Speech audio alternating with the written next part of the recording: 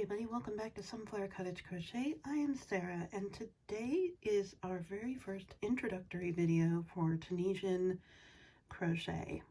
So we have a, as of 2021, a crochet along coming, and it will feature learning Tunisian and certain Tunisian stitches for beginners, and we'll at the end put together a Tunisian blanket. I know that sounds like, oh my goodness, how do you do that? Well, that's why we have this series, because we're going to teach you how. So this is the introductory video. It's also going to teach you the very basic things you need to know about Tunisian crochet. So this is one hook out of many that you could use for Tunisian crochet. It has a cool little butt end, much like a knitting hook, or knitting needle, excuse me. And that's to help keep your stitches from sliding off. Knitters will know this. Now you see how it is extra long, and I'm going to zoom out so you can see more of the hook. Okay, so just a little more. All right, so get the yarn out of the way.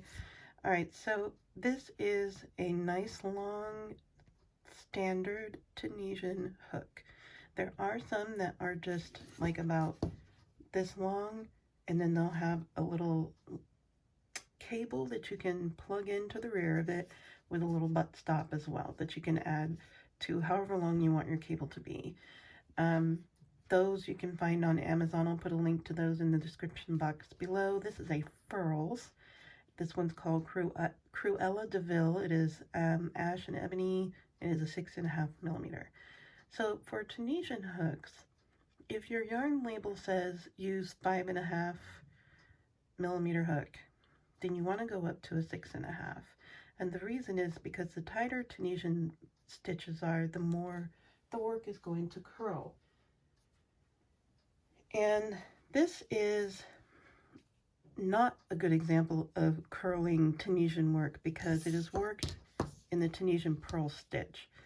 But I do want to show you that what will happen is the bottom of your work will continue to curl up like so as you're working it with all the other Tunisian stitches. But a purl stitch shoves the yarn in front and it therefore makes it straighten out. I can't really explain it any better than that, but as I have a video for the purl stitch, you'll see, because I'm going to have individual videos for each individual stitch. This is the back of what a Tunisian purl stitch will look like. So with Tunisian crochet, everything is worked in the front. You never turn your work. It's always worked on the front side of your work. And much like knitting, you gather up loops and then you work them off. But you're only using one hook instead of two needles, okay? So if you're like me and one hand's dumber than the other, hello left hand, I'm looking at you, then this will be easier for you because you're only using one tool to make something that looks knitted, but with crochet. So this is crocheting for knitters or knitting for crocheters, but it's really Tunisian. So with that in mind, I'm going to teach you the technique because everything starts off with an actual technique that is applied to all of the different stitches, okay? So like normal, there's a foundation row. So in normal crochet, that would just be a chain, or if you're really cool, then you're doing the foundation single crochet, foundation half double crochet, or foundation double crochet stitches. In this case, it's going to be a chain. Sorry, you have to go back to that. So we always start with the slip knot on the hook. And if you're curious, the yarn I'm using is Mary Maxim yarn called Starlit Sparkle. It is a 4-weight, but it's a slightly chunkier 4-weight. So I'm using the 6.5 to accommodate it. All right, moving on. So you'll chain up the number of stitches that the stitch that you're going to work calls for. So some stitches have a multiple and some don't. just like in normal crochet, single crochets don't have a standalone stitch, single crochet, half double, double, they don't have multiples, but they do have that extra chain up at the end of your foundation row, like chain 1 for single, chain 2 for half double, and 3 for double. Well, in Tunisian, there is no chain up extra or anything, unless the pattern specifically calls for it. That's different. But for beginner purposes and foundation row purposes, we're only going to make a simple chain of however many stitches you want to do. Now, I'm going to recommend that for this video, you do a swatch, and that's 4 inches. So 4 inches wide. We're not even going to work up rows yet. We're just going to do the foundation row for this video. So after you do your chain up, so I'm going to chain up like 12.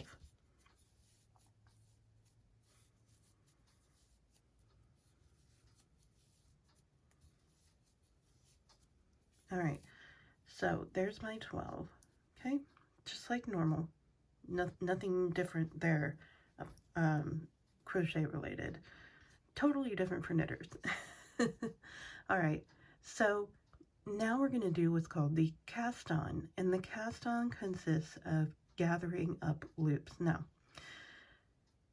this does count as a stitch. Normally it does not. It does for knitting. It does not for crochet unless it's Tunisian.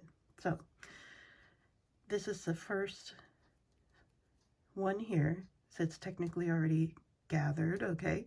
So here's our next chain. I like to flip over and grab the back humps. That very first back hump is right here, okay? But because we already have the loop on the hook, we're gonna skip that one and go into the next one. So like normal, you go into the second chain from the hook. All right, so you're going to insert your hook. You don't have to do the back hump if you don't like to. I do. It also does help reduce the amount of curling on your work though, so just throwing that out there. Then you're going to yarn over and pull up a loop, just like you would if you were going to single crochet. Now, if you were single crocheting, you would just yarn over and pull through 2, right? But we're not doing that. We're doing Tunisian. By the way, this is how you can correct a mistake. Just pull out the yarn over, pull through, and now you still have the loop you gathered. So again, I'm going to go into the next chain, the back hump, or whatever loops you're working with. I'm going to insert, I'm going to yarn over, and I'm going to pull up a loop. Do you see something? Okay, I'll give you a hint. I haven't worked any loops off yet. All right. And we're not going to just yet. We're going to gather up every chain to the end. So I'm going to continue inserting into the next chain and pulling up a loop until I have gone all the way back down my chain. Whoops.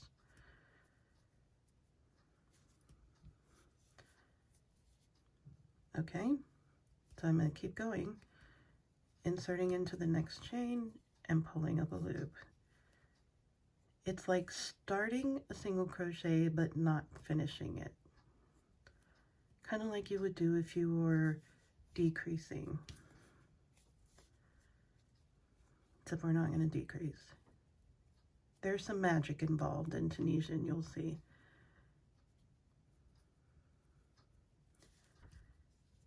And yes, the foundation row, just like all foundation rows in crochet, is going to be the most annoying and sometimes the most difficult part of the pattern, but that doesn't mean it's super hard. It's just the most difficult part. All right.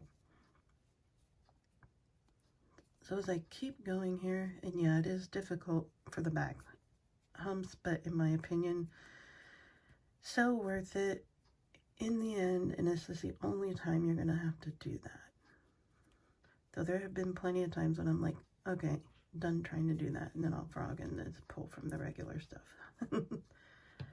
We all have our moments, right? Okay, sorry about that. My extremely long hook tapped the mic. All right, so here I am in the last one before the slip knot. Make sure you grab that one too. That is called the edge stitch. So now I want to point some things out. So we have our beginning right edge, and then we have our ending edge, left edge stitches. These two are different from the rest of these bars or stitches. So now to continue working this, we're going to chain up one. So we're going to yarn over and pull through one loop. Okay, now that is going to make our edge stitch for the next row. Okay, so the cast on is also known as the forward pass. Okay, so but for the foundation row it is called the cast on. Okay, and now to continue finishing up our foundation row, we're going to yarn over, and we've already chained up one, but now we're going to pull through 2 loops at a time. Now we're finishing those single crochets in reverse order. So yarn over and pull through another 2, yarn over and pull through another 2, pull through 2, pull through 2, all the way down, pull through 2 until you only have 1 loop remaining on your hook. So I'm continuing with yarning over and pulling through 2 until I've got just the 1. And now we've also made our right edge stitch, and we have our left edge stitch. Now this left edge is something we need to pay attention to, because you're going to need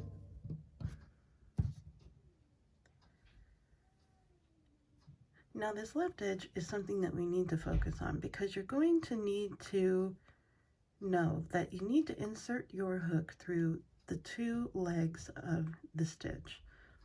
Each Tunisian stitch is made up of legs, okay, or bars. So as you can see, now I'm going to zoom in. Okay, as you can see, there are several bars. This is a bar, that's a bar, bar, bar, bar, bar, bar, bar, bar.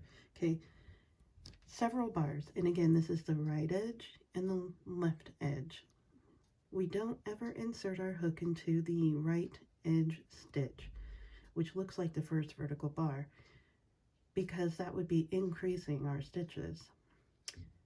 To start our first forward pass, we will be inserting behind this bar, and you're only grabbing 1 leg of the stitch. The stitch, again, is made up of 2 legs. Okay, so we have, see if I can get this separated here. There it is. So we have 2 legs. We have a front and a back leg. It's actually on the back side of the work. Okay, so when you're working, say, a Tunisian simple stitch, you're going to go between those bars and pull up the front bar only, and then you will yarn over and pull up a loop, and then you'll do that in the next one. Okay, and then you'll have that next bit of casting on. Okay, I'll show you that in a moment, but I wanted you to see, physically see, the 2 legs of the stitch. Okay, and then to be able to identify the front bar and the back bar. Okay, and again, that edge, left edge stitch, you need to grab both of these loops here on the end and pull up a loop, and then you chain 1, and that makes the next one of these that you go through. All right, so I know this is a lot to take in, but don't worry, you'll get it, especially as you continue to work on these things. So there is also, in addition to the vertical bars, as you can see, there is also a gap here and a gap here and a gap here. So these gaps with this mess up here, this is the upper bar. Okay, and as you can see, it technically has 3 loops. It has a loop down here and the 2 up here. So it's kind of like the actual, an actual stitch. So some stitches require that you just go under the bar. In fact, that's what you'll do a lot of times to increase stitches in Tunisian crochet. Then there is also a lower bar, but that is not something we're going to worry about for beginners because it does include more advanced stitches. So there are other places you can stick your hook, okay? It's not just the front bar or the upper bar. It's also between the front and back bars from the front to the back of the work.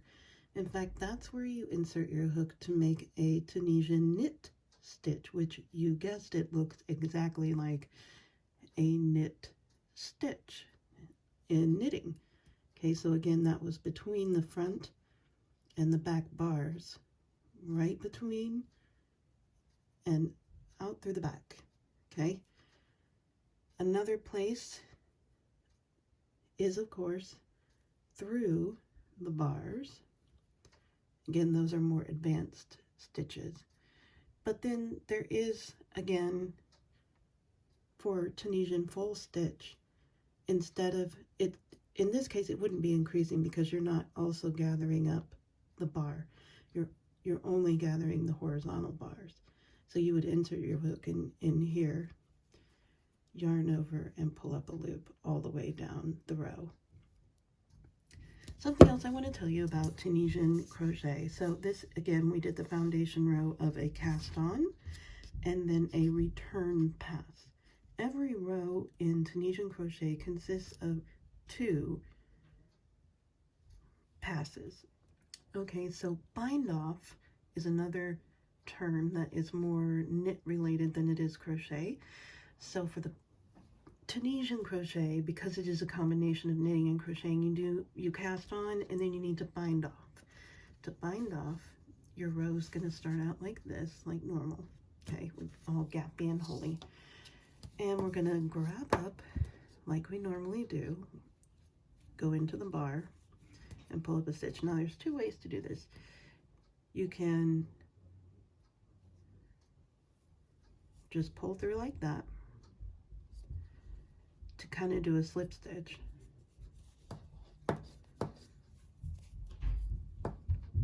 Just like that, a slip stitch. Okay? Or when you insert, you can pull up a loop and then do a single crochet. Single crochet bind off is good if you're going to do a single crochet border all the way around your work. Sorry about that. So again, I'm just going to grab up a loop and then just work a single crochet. So that gives you a taller and more obvious, hey, I recognize that stitch. So now we're only doing a forward pass because we're completing each stitch as we go forward. There will be no return pass. So again, the slip, which is the most common, is to just yarn over and then pull through the 2 loops on the hook. So yarn over and pull through both loops. Okay, yarn over and pull through both loops. And you're going to do that all the way to the end, and when you get to your edge stitch, you insert your hook like you normally do for an edge stitch through 2 loops like so, and then there it is. So there's some single crochet stitches and some slip stitch, so you can see right here is my singles. So that's how you bind off. So the next thing to learn is the actual stitches themselves. So I do want to show you, this is really just a Tunisian simple stitch grid, and then this is the back of it. It does look a lot like a purl stitch in knitting. So a lot of the back side of Tunisian stitches will look very similar to this. Some of them will have a waffly look to them, but a lot of times this is what it's going to look like. So keep an eye out for the Tunisian simple stitch video that's coming up next, and get our crochet along started. I'll see you guys in the next one.